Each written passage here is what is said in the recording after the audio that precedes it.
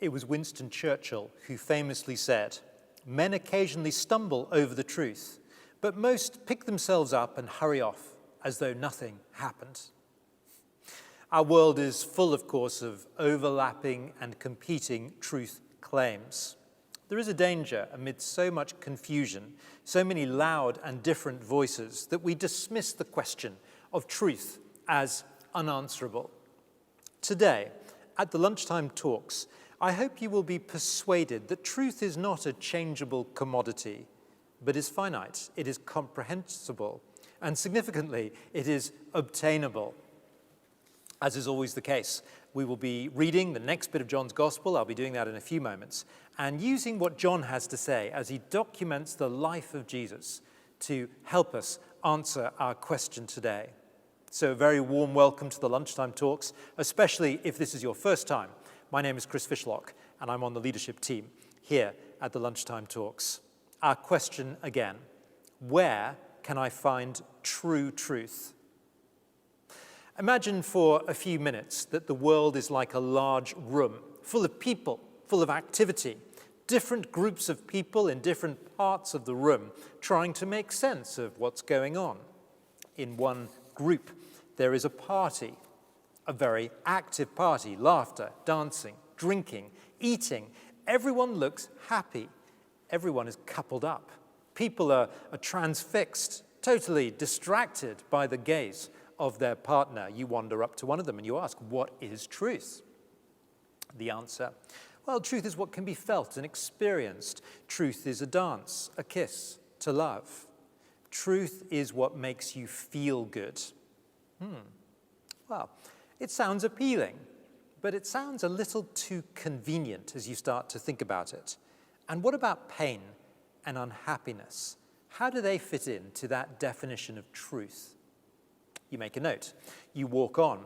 Another group of people, this time scientists. We've got biologists, physicists, chemists, all working hard in their laboratories with all sorts of impressive-looking sort of diplomas and degrees around them, and slightly larger foreheads, sort of busy thinking about everything and trying to make sense of this world. What is truth, you ask them, and they say truth is what can be proved by experiment. Now, that makes sense. Truth established by scientific method, repeatable, observable, fact. That sounds sensible at so many levels. You're happy. But again, as you think about this, it does present a few gaps. I mean, what about ethics? What about morals? And what about all the experiences that other group were going on about? How do they fit in? And what about justice? Unanswered questions. You walk on. This time you find a group of philosophers. What is truth? And the response this time, there is no truth, only skepticism. And ironically, you find that this very clear statement that nothing is true, you find it comforting. But again, as you start to analyze it, it's not particularly satisfactory. And it does seem to be a little bit defeating. Because, of course, it is itself a truth claim. So does that mean that this is the only truth claim, that there are no truth claims? The whole thing seems to, well, it makes your head hurt a little bit at this point. And you wander around trying to make sense. Well, truth does seem like a slippery commodity in our world, doesn't it? Perhaps as, again, we try to sort of move towards a definition, and I will be going to that reading quite soon, but I'm just trying to sort of clear the ground a little bit and try to put some topics of conversation in place, which I hope will be helpful. Let me continue at this phase of the introduction just by saying what truth is not. Truth is not something determined by democracy. 75% of a group can be wrong. I mean, they may be misled or involved in a conspiracy. Democracy may well be the safest way to govern a country, but there is no safety in numbers when it comes to truth. Also, truth is not defined by sincerity. So-called good intentions can be wrong, and many atrocities in this world have been carried out by people with great sincerity. History is full of examples. Truth also should not be equated with belief. The world is full of different belief systems, different religions, we might call them. And many of these different beliefs have mutually exclusive truth claims. They can't both or all be true. Closely related is also the fact that truth is not relative. What is true must be true for everyone when we're considering true truth. You see, I may choose to say that gravity is relevant to Jake, but it's not relevant to Fred. But that's a load of nonsense. Take Jake and Fred and ask them both to jump off Southwark Bridge, and we'll find very, very simply that gravity relates to them both, whether they believe it or not, whether they like it or not. The truth is true for everyone. It's not relative. So, what is true truth? Well, the word truth comes up in our Bible reading today, and it's a Greek word. And I think the definition, a more literal definition, helps a little bit: to unhide something. Truth, to unhide. There are two main characters in the Bible reading, Jesus and Pilate. At this stage in John's Gospel, as we catch up with these two characters, Jesus, well, he's been arrested and put in chains.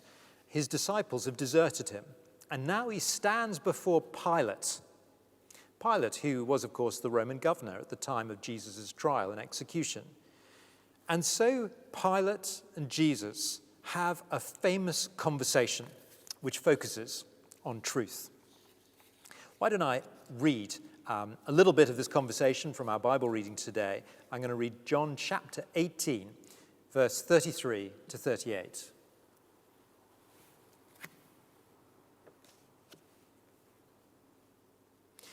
So Pilate entered his headquarters again and called Jesus and said to him, "Are you the king of the Jews?"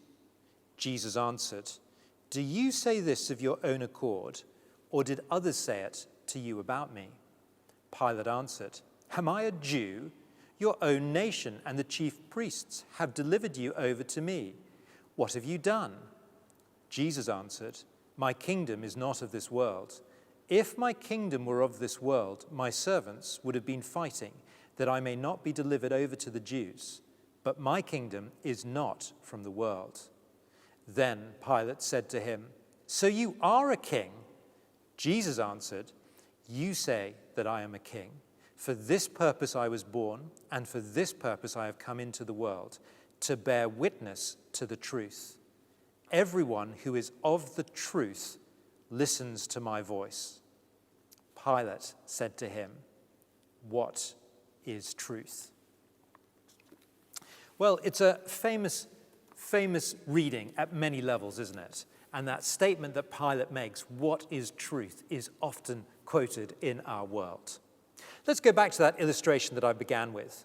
The world, a large room where different groups of people try to make sense of this world. With these various groups of people, just imagine now Jesus coming to stand in the midst of these people.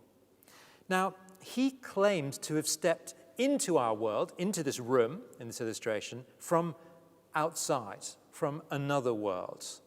And he claims to be bringing knowledge of what is true. He claims to have true truth.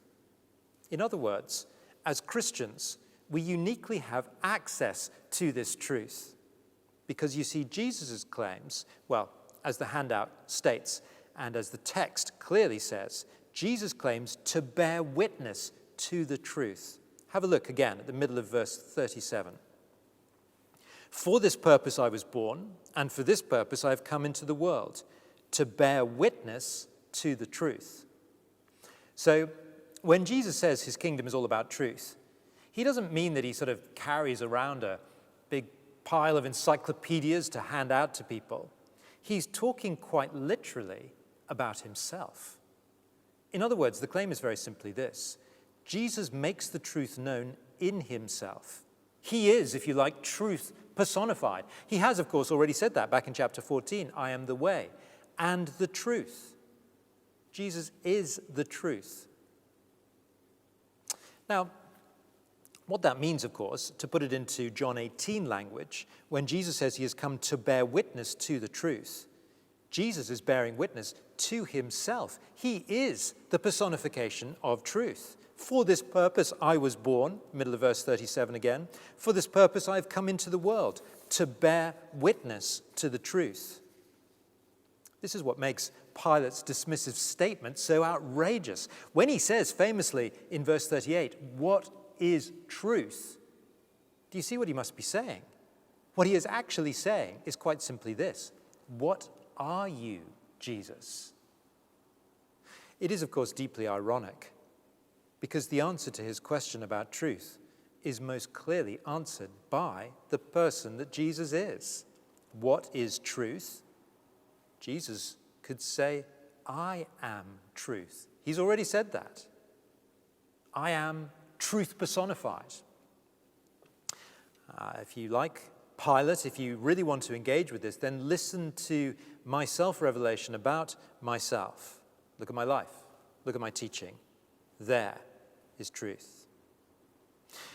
But interestingly, you see, Pilate will only assess Jesus by what he's heard from other people. And we see that sort of thing all around us all the time, don't we? People are very happy to listen to anyone on the subject of truth except for Jesus. They'll be happy to refer to things that were perhaps said in a distant RE lesson back at GCSE or O-level, some of us may remember, the sort of things that were said there, or maybe on a Channel 4 documentary, or just a little bit of hearsay, or just what feels good. I mean, it's quite amazing how people will talk about truth, anything but listen to Jesus. But you see, the answer to our question today, where is true truth to be found? Look at the middle of verse 37 again. For this purpose I was born, says Jesus. For this purpose I have come into the world, to bear witness to the truth. Now, I realize this may be a new idea for you, the idea that truth, what I'm calling today true truth, can be found in Jesus. I mean, if that's right, if this claim that Jesus makes is right, then, of course, truth. There's no greater source of truth than the eyewitness account of the life of Jesus. I mean, read a gospel for yourself. That is often one of the headline sort of applications that we give for lunchtime talks. People, please do read this for yourself. Make up your own mind. Don't take my word for it. Why don't I just draw, though, a few important points of application for us to think about. So truth. Firstly, it must be all about Jesus. For this purpose, verse 37, I was born, and for this purpose I have come into the world, to bear witness to the truth. We must understand what lies at the heart of Jesus' kingdom. It's a kingdom of truth. It's not abstract. It's not hard to pin down. It is the revelation of himself in his teaching, in his words, in his actions. It's not something that was just relevant for people 2,000 years ago that happened to sort of bump into him, but it's relevant for all people for all time. And this is not one of the many things that Jesus came to do. This is the thing that Jesus came to do, to bear witness to the truth. All of his life, walking personification of truth. And so there's nothing more important than making up your mind on this truth claim, on the person and teaching of Jesus. You see, science and philosophy and experience, they all have their place in this world, but they're not designed to replace truth. They will act as best to complement the truth personified, Jesus himself. All of those different sort of categories. They'll give us language and ideas which will help us in our sort of very simplistic ways to make sense of the actual truth that Jesus is saying. It'll give us categories of investigation, categories in which we can wonder and appreciate the truth that Jesus reveals to us. But you see, if Jesus makes the truth known, then we can be 100% certain about the questions in life that Jesus has come to answer. And wonderfully, he has answered some significant questions about death, about purpose in life, about these sorts of things. So, truth, all about Jesus. Secondly, though, it's worth pointing out that this truth is never embraced by the world around us. At this point in John 18, Jesus is a pitiful picture. He's covered in blood, chains, exhausted, desert it.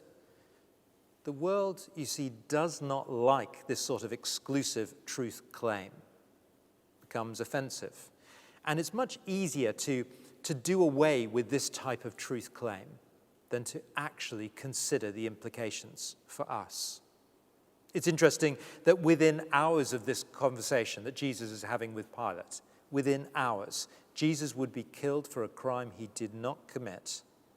But that couldn't stop those who knew Jesus giving up their lives, giving up everything to make the claims of Jesus known to this world. And of course, that's what many people did, the early disciples, the early church, and down through the ages. I mean, it's amazing, isn't it? I mean, I'm standing at the moment recording this in St. Nicholas Cole Abbey. Buildings like this exist all over the world to honor the person of Jesus. And of course, we know that Jesus is honored today as he is made known. Jesus, truth personified. Have a consideration for yourself. Don't take my word for it. Read the words of John yourself and make up your mind about the person of Jesus. And so that's really where the final challenge comes in. You'll see the personal implication there, a personal challenge, because truth must demand a personal response. In the first instance, any reader of John's Gospel could easily assume that Pilate was the judge, that he had the right to determine if Jesus was speaking the truth or not. I mean, he was in that position of authority. He even had a seat on which judgment took place. But when you actually get under the skin, you realize that it's not Jesus really on trial. It was Pilate who was on trial. Look at that key verse again, verse 37. For this purpose I was born, and for this purpose I have come into the world, to bear witness to the truth. The question for Pilate then, for us today, is will we accept it? In my opening illustration, I mean, there are always plenty of different voices to listen to, competing truth claims. I guess the question is, will you listen to this one? Will you listen to the one who has come from outside of this world to reveal true truth to this world? There's a story about a man who lived in Paris, and a stranger from another country came to see him.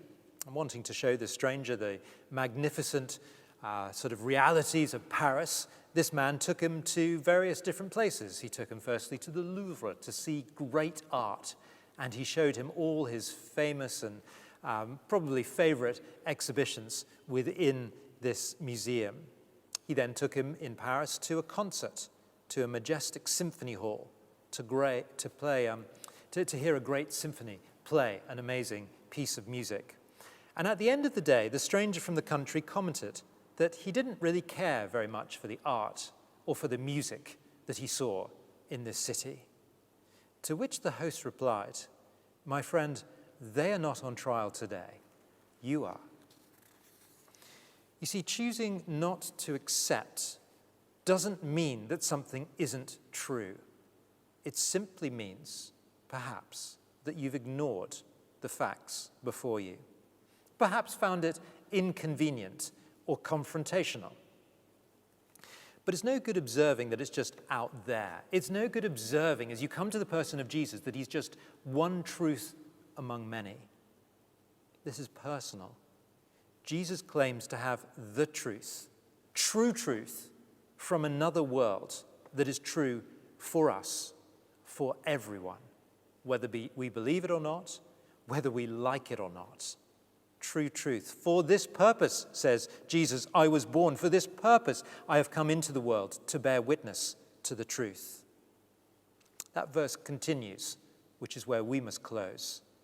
Everyone who is of the truth listens to my voice. Want to be a member of Jesus' kingdom? Want to be one of his? Do you want to consider truth? Accept truth? Then look at Jesus. Listen to his words. Believe the truth.